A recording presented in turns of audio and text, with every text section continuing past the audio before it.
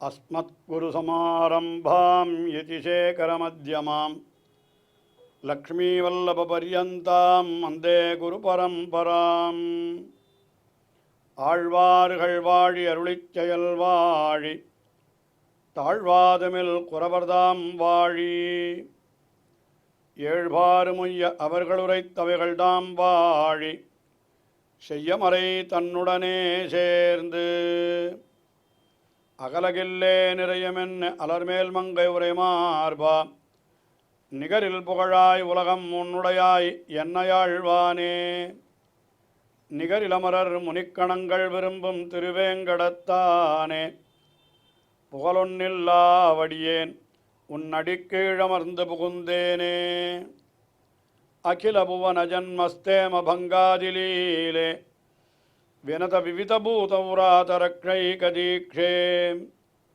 ஸ்ருதிசிரசி விதீப்தே பிரம்மணி ஸ்ரீனிவாசே பவது மம பரஸ்மின் சேமுழி பக்திரூபா श्रीमान वेंकटनाथार्य कवितार्किककेसरी वेदांताचार्यवर्यो मे सन्निधत्तां सदा हृदि வேதாந்த தேசிகன் எம்பெருமானை குறித்து பல பல ஸ்தோத்திரங்களை அருளிச் செய்தார். அந்த எம்பெருமானுடைய பத்தினியான பிராட்டிமார்கள் அவர்களை குறித்தும் ஸ்தோத்திரங்களை அருளிச் செய்கிறார். அதிலே பெரிய பிராட்டியார் ஸ்ரீ மகாலட்சுமியை குறித்து அவர் அருளி செய்த ஸ்தோத்திரம்தான் ஸ்ரீஸ்துதி என்று வழங்கப் பெறுகிறது. ஸ்ரீஸ்துதியிலே பிராட்டியினுடைய தன்மை, அவளுடைய பெருமைகள், அவளுடைய கருணை, அந்த கட்டாட்சத்தினுடைய வைபவம் என்று இவற்றையெல்லாம் பல பல ஸ்லோகங்களாலே தெரிவித்து வருகிறார். அதிலே இன்றைய தினம் 14வது ஸ்லோகத்தை நாம் முதலிலே அனுபவிக்கிறோம். இந்த 14வது ஸ்லோகத்திலே என்ன தெரிவிக்கிறார் என்றால், பிராட்டியினுடைய கட்டாட்சத்தாலே தான் தேவர்களுக்கும் கூட சாபத்தாலே அவர்கள் இழந்து கிடந்த செல்வங்களெல்லாம் மீண்டும் கிடைத்தன என்று அந்த விஷயத்தை தெரிவிக்கிறார்.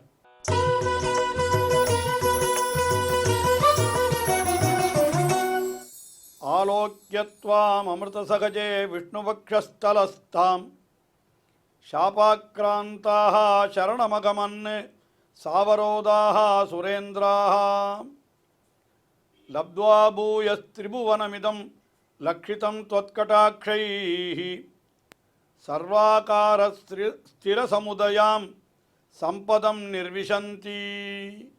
ஆலோக்கியத்வாம் அமிர்த சகஜே, பிராட்டியை பார்த்து அமிர்த சகஜே என்று சொல்லுகிறார். அமிர்த சகஜே என்னால் என்ன? அமிர்தத்தோடு கூட உண்டானவளே என்பது. அதாவது எம்பெருமான் கடலை கடைந்தான், அந்த கடலை கடைந்த பொழுதுதான் அதில் அமுதம் உண்டாயிற்று. அதே கடலிலிருந்து தான் பிராட்டியும் உண்டானாள். ஆகினாலே அமிர்த சகஜே, அமிர்த சகஜே என்னால் அமுதத்தோடு தோன்றியவளே என்று சொல்கிறார். அவள் என்ன செய்தாள் என்று கேட்டால், சாபாக்ராந்தாக, துர்வாச முனிவருடைய சாபத்தால் வருந்தினவர்களாய், சாவரோதாக, தங்களுடைய மனைவிமார்களோடு கூடியவர்களாய் இருந்தார்கள். யாரென்றால் சுரேந்திராக, இந்திரன் முதலான தேவர்கள் அத்தனை பேரும், அவர்கள் எல்லாரும் உன்னை சரணமடைந்தார்கள் என்று சொல்லுகிறார். அதாவது சரித்திரம் என்னவென்றால், ஸ்ரீவிஷ்ணு புராணம் முதலான புராணங்களிலே மிக விரிவாகவே தெரிவிக்கப்பட்டிருக்கிறது. ஒரு நாள் துர்வாச மகர்ஷி அவர் பெருமாளை சேவித்து விட்டு கையிலே பெருமாளுடைய பிரசாதமாக புஷ்பங்களை கொண்டு வந்தார். வருகிற பொழுது எதிரிலே அந்த இந்திரன் தன்னுடைய ஐராவதம் என்கிற யானை மேலே ஏறிக்கொண்டு வருகிறான். வந்தவுடனே அவனை பார்த்த இந்த துர்வாச முனிவர், சரி இவனுக்கு இந்த பகவானுடைய பிரசாதத்தை கொடுப்போம் என்று நினைத்தார். ஆனால் அதை இந்திரன் என்ன பண்ண வேண்டும்? யானையிலிருந்து கீழே இறங்கி மிகவும் பவ்யமாக வந்து அந்த துர்வாசரை தண்டன் சமர்ப்பித்து அவரை வணங்கி அவரிடத்திலிருந்து அந்த பிரசாதங்களை பெற்றுக்கொள்ள வேணும். ஆனால் தான் பெரிய ஒரு தேவலோகத்துக்கு அதிபதி என்கிற கர்வத்தினாலே இந்திரன் என்ன பண்ணினான்? தான் கீழே இறங்கவே இல்லை. அந்த துர்வாசர் கொடுத்த புஷ்பத்தையும் கூட என்ன செய்தான்? அந்த ஐராவதம் என்கிற யானை அந்த யானையை கொண்டே வாங்கச் செய்தான். அந்த ஆணை கொடுத்தால் என்ன பண்ணினான், அந்த யானையினுடைய தலைமையிலேயே வைத்தானது இந்திரன். உடனே யானை அது வழக்கம்தானே, எதை தலைமையில் வைத்தாலும் அது என்ன பண்ணும், தன்னுடைய துதிக்கையாலை எடுத்து கீழே போட்டு காலாலை மிதித்து அதை நாசமாக்கி விட்டது. உடனே துர்வாசருக்கு கோபம் வந்து விட்டது. பெருமாள் பிராட்டி ஆகியோருடைய பிரசாதத்தை கொண்டு வந்து கொடுத்தால் இப்படி அதை சின்ன பின்னமாக்கி விட்டாயே, இது எப்படி இதெல்லாம் அழிந்ததோ அதுபோல உன்னுடைய ஐஸ்வர்யம் அத்தனையும் அழியக் கடவது என்று அவனை சபித்து விட்டார். அவருடைய சாபத்தாலே அவனுடைய அத்தனை ஐஸ்வர்யமும் நலிந்து விட்டது. அது பிராட்டி கட்டாட்சம் இல்லாமல் போனபடியினாலே ஏற்பட்ட விஷயம் அது. ஆனால் அதற்கு பிறகு என்ன ஆயிற்று? ஆனால் பாருங்கள், அந்த வருகிற விருந்தினரை ஒழுங்காக உபச்சரிக்கவில்லை என்றால் செல்வன் தங்காதி என்கிற விஷயத்தை இங்கே துர்வாசரை ஒழுங்காக அவன் உபச்சரிக்கவில்லை. அதனால் அவன் செல்வன் தங்காமலே போய்விட்டது. அதை சொல்லுகிறார் திருவள்ளுவர் கூட. என்ன சொல்லுகிறார்? அகனமர்ந்து செய்யாள் உரையம் முகனமர்ந்து விருந்தோம்புவான் இல் என்று திருக்குறளிலே அவர் என்ன சொல்லுகிறார்? முகனமர்ந்து விருந்தோம்புவான். யார் முகமலர ஒருத்தன் விருந்தினரை உபச்சரிக்கிறானோ அவனுடைய இல்லத்திலே அகனமர்ந்து செய்யாள் உரையும். பிராட்டி, செய்யாளான பிராட்டி, அவள் அகனமர்ந்து மனப்பூர்வமாக பிரீத்தியோடு அவனுடைய இல்லத்திலே இருப்பாள் என்று சொன்னார். அப்போ அதனுடைய கருத்து என்ன? எவன் விருந்தினரை உபச்சரிக்கவில்லையோ அவனிடத்திலே பிராட்டி தங்க மாட்டாள் என்பது தானே அதனுடைய எதிர்மறை கருத்து. அதுதான் இங்கே நடந்தது.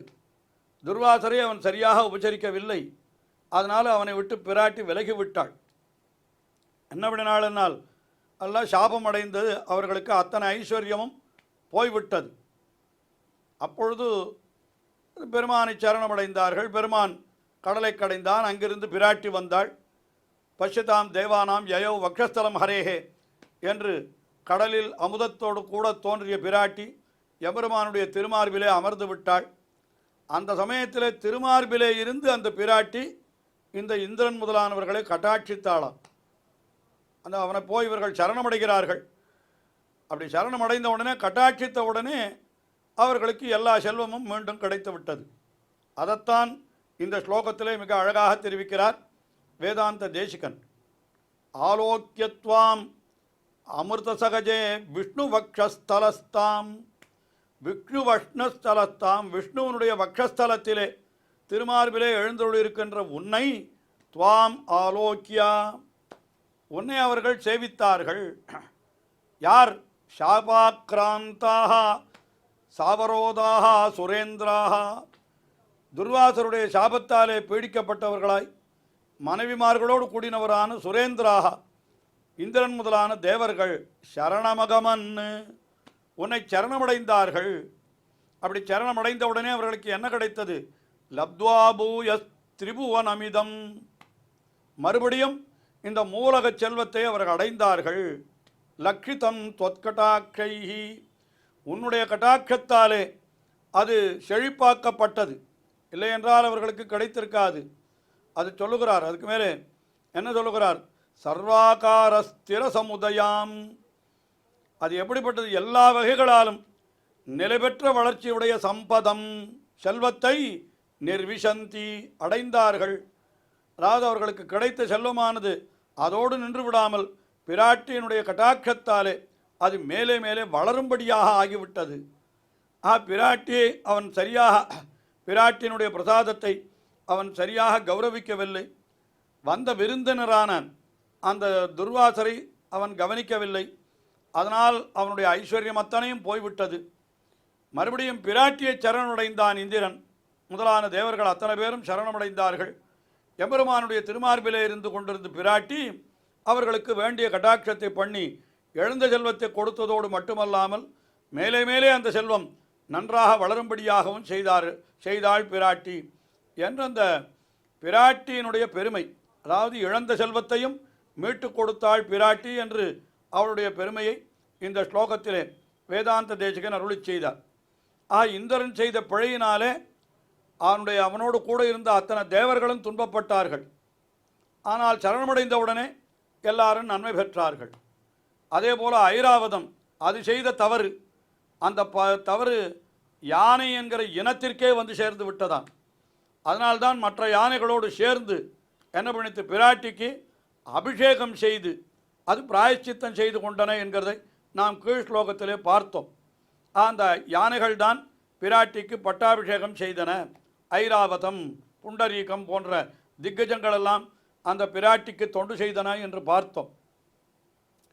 இப்படியாக இந்த அர்த்தத்தை தெரிவித்தவர். அதற்கு மேலே அடுத்தபடியாக 15வது ஸ்லோகத்திலே அந்த பிராட்டியினுடைய கட்டாட்சத்தினுடைய பெருமை என்ன என்பதை இன்னும் சற்று விரிவாகவே தெரிவிக்கிறார்.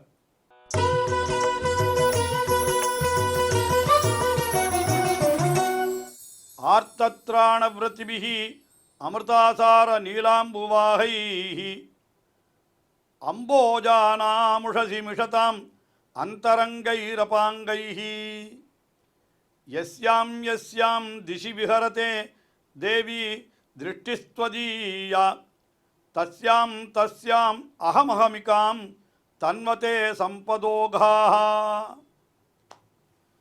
ஆர்த்தத்ராண விருத்திபிஹி, அந்த பிராட்டியினுடைய கட்டாட்சம் இருக்கிறதே, அது எப்படிப்பட்ட கட்டாட்சம் என்னால் ஆர்த்தத்ராண விரதி, ஆர்த்தர் துன்பத்திலே அகப்பட்டு கொண்டவர்களை ரட்சிப்பதையே ஒரு விரதமாக கொண்டது அந்த பிராட்டியினுடைய கட்டாட்சம். அதைத்தான் சொல்லுகிறார், ஆர்த்தத்ராண விரதிபிஹி. அதுக்கு மேலே அது எப்படி இருக்கிறது, அமிர்தாசார நீலாம்புவாகைஹி, அப்படியே அமுதத்தை பொழிகின்ற ஒரு கருமுகில் போலே இருக்கிறது மேகம். நமக்கு சாதாரணமாக மேகம் தண்ணீரை பொழிகிறது, ஆனால் அமுதத்தையே பொழிகக்கூடிய ஒரு மேகம் இருக்குமானால் அது எப்படி இருக்கும் என்னால் பிராட்டியினுடைய கண்களாயிருக்கும் என்று சொல்லலாம். பிராட்டியினுடைய கண்கள் அமுதத்தை பொழிகின்ற மேகம் போலே இருக்கிறது. அதற்கு மேலே அந்த கண்களினுடைய அழகு, அந்த கண்களுடைய தன்மை எப்படிப்பட்டதுன்னா அமுதத்தை பொழியும் மேகம் போலே. அந்த பிராட்டியினுடைய கண்களுடைய அழகு எப்படின்னா அம்போஜானா முஷசிமிஷதாம் அந்தரங்கைஹி அபாங்கைஹி, அதாவது அந்த கடைக்கண் பார்வை அது எப்படி இருக்கிறதுனா அம்போஜானாம் அந்தரங்கைஹி மிஷதாம் உஷசி மிஷதாம் அம்போஜானாம் அந்தரங்கைஹி, அதாவது அப்பொழுதலர்ந்த செந்தாமரை போலே. விடியற்காலையிலே அந்த சூரியன் உதிக்கிற பொழுது தாமரை மலர்ந்தால் அது எவ்வளவு அழகாக இருக்குமோ அதுபோல பிராட்டியினுடைய திருக்கண்கள் அழகாக இருக்கின்றன என்று அந்த அர்த்தத்தை சொல்லுகிறார். அம்போஜானா முஷசி மிஷதாம் அந்தரங்கைஹி அபாங்கைஹி. அபாங்கைஹி, அதுவும் முழுதாக கூட பிராட்டி கட்டாட்சிக்க வேண்டாம், முழுவதுமாக அவசியமில்லை. அபாங்கைஹி, தன்னுடைய கடைக்கண் பார்வையாலே அப்படி கட்டாட்சிக்கிறாளாம். அப்படி கட்டாட்சித்தால் யஸ்யாம் யஸ்யாம் திசி விஹரதே, அந்த கடைக்கண் பார்வை யஸ்யாம் யஸ்யாம் திசி, எந்த எந்த திசைகளிலே எல்லாம் அது விழுகிறதோ அந்த இடத்துல தேவி திருஷ்டிகி துவதீயா, உன்னுடைய துவதீயா திருஷ்டிகி, அந்த திருஷ்டிக்குத்தான் இத்தனை விசேஷணங்கள். அது என்ன, ஆர்த்தத்ராண விருதிபிகி அமிர்தாசார நீலாம்புவாகைஹி அம்போஜானாம் உஷசிமிஷதாம் அந்தரங்கை ரபாங்கைஹி என்று சொன்னார். இது அத்தனையும் அந்த கண்களுக்கு விசேஷனம். அப்படிப்பட்ட அந்த உன்னுடைய கண் எந்தெந்த திசையிலே அப்படி கடைக்கண் பார்வை விழுகிறதோ அங்கெல்லாம் என்ன ஆகிறது என்னால் தஸ்யாம் தஸ்யாம் அகமஹமிகாம் தன்வதே சம்பதோகாக. சம்பத் ஓகாக என்னால்னா அந்த செல்வத்தினுடைய வெள்ளங்கள், ஓகா என்னால் வெள்ளம், இந்த செல்வத்தினுடைய வெள்ளங்கள் நான் முந்தி நீ முந்தி நான் முந்தி நீ முந்தி என்று ஒன்றுக்கொன்று போட்டி போட்டுக்கொண்டு அப்படி அந்த இடத்திலே வந்து சேருகின்றன. அதாவது பிராட்டினுடைய கட்டாட்சம் எந்த எந்த திசையிலே விழுகிறதோ அந்தந்த திசையிலெல்லாம் அந்த செல்வமானது அப்படி வந்து குவிகிறது. பிராட்டி வருமா கடைக்கண் பார்வையாலே அப்படி பார்த்தால் போரும், உடனே செல்வங்கள் எல்லாம் நான் முந்தி நீ முந்தி நான் முந்தி நீ முந்தி என்று போட்டி போட்டுக்கொண்டு அந்த செல்வங்கள் அந்த இடத்துல வந்து சேரும். அப்படிப்பட்ட கட்டாட்சங்களை உடையவள் என்றோ நீ என்று அந்த பிராட்டியை இந்த ஸ்லோகத்திலே கொண்டாடுகிறார். இன்னும் தொடர்ந்து அனுபவிப்போம். ஸ்ரீயக்காந்தாய கல்யாண நிதையே நிதையேர்த்தினாம் ஸ்ரீவேங்கட நிவாசாய ஸ்ரீனிவாசாய மங்களம். ஸ்ரீமத் சுந்தர ஜாமாதர் முனிமான சவாசினே சர்வலோக நிவாசாய ஸ்ரீனிவாசாய மங்களம்.